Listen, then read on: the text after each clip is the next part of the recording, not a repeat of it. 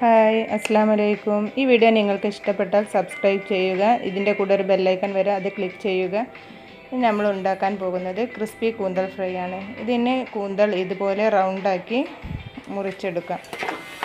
നമുക്ക് നമ്മളെ ഇഷ്ടത്തിന് അനുസരിച്ച് മുറിച്ചെടുക്കാം. റൗണ്ടായിട്ടോ നീളത്തിലോ ഏത് രീതിയിലാണെങ്കിലും നമുക്ക് കട്ട് ചെയ്തെടുക്കാം. ഇനി നമുക്ക് ഇതൊരു പ്രഷർ കുക്കറിലേക്ക് ഇട്ട് കൊടുക്കാം. 1/2 ടീസ്പൂൺ മഞ്ഞൾപ്പൊടി, ആവശ്യത്തിനുള്ള ഉപ്പും ഇട്ട് നന്നായി മിക്സ് ചെയ്തിട്ട് ഒരു വിസിൽ വരുന്നത് വരെ നമുക്ക് വേവിച്ചെടുക്കാം.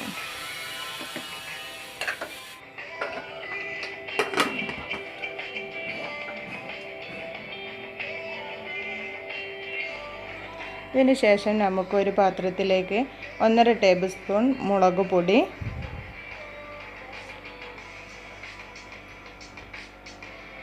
1/4 ടീസ്പൂൺ കുരുമുളക് പൊടി, 1/4 ടീസ്പൂൺ പെരിഞ്ജീരകപ്പൊടി,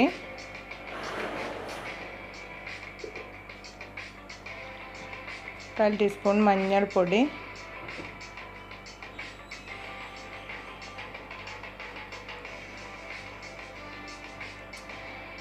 1 ടേബിൾ സ്പൂൺ അരിപ്പൊടി, പത്തിരിപ്പൊടി, 1 teaspoon cornflour powder, 1/2 teaspoon ginger garlic paste, 1 teaspoon വിനാഗിരി. ഇനി ഒരു കോഴിമുട്ടയുടെ വെള്ളം മൊത്തം ഇതിലേക്ക് ചേർക്കാം. വെള്ളം മാത്രം മതി, മഞ്ഞ വേണ്ട. ഇനി ഇത് നന്നായി മിക്സ് ചെയ്യാം. ഇനി ഇതിലേക്ക് നമ്മൾ വേവിച്ച് വെച്ചിരിക്കുന്ന കൂന്തൽ മിക്സ് ചെയ്തെടുക്കാം.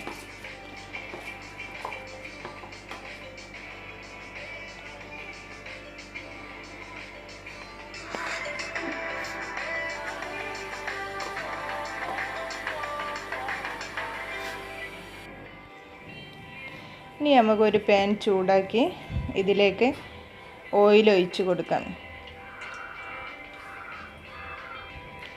ഇനി നമ്മൾ ഡീപ്പ് ഫ്രൈ ആണ് ചെയ്യുന്നത്. ഇതിന് മുന്നായിട്ട് നമുക്ക് മുളക് ഒന്ന് ഫ്രൈ ചെയ്ത് കോരാം. പച്ചമുളകും കരിവേപ്പിലയും നമുക്ക് ഫ്രൈ ചെയ്തെടുക്കാം. വേണമെങ്കിൽ ചെയ്താൽ മതി. ഇത് നമുക്കൊരു ഡെക്കറേഷന് വേണ്ടിയിട്ടാണ് ചെയ്യുന്നത്. ഇത് ആദ്യം തന്നെ എണ്ണയിൽ വറുത്ത് കോരി എടുത്ത് മാറ്റി വയ്ക്കാം.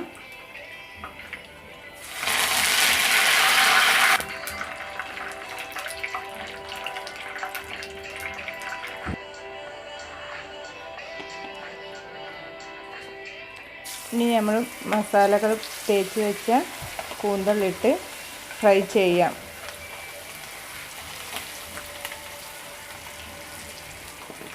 ഇത് നന്നായി വേർതിരിച്ച് കൊടുക്കണം.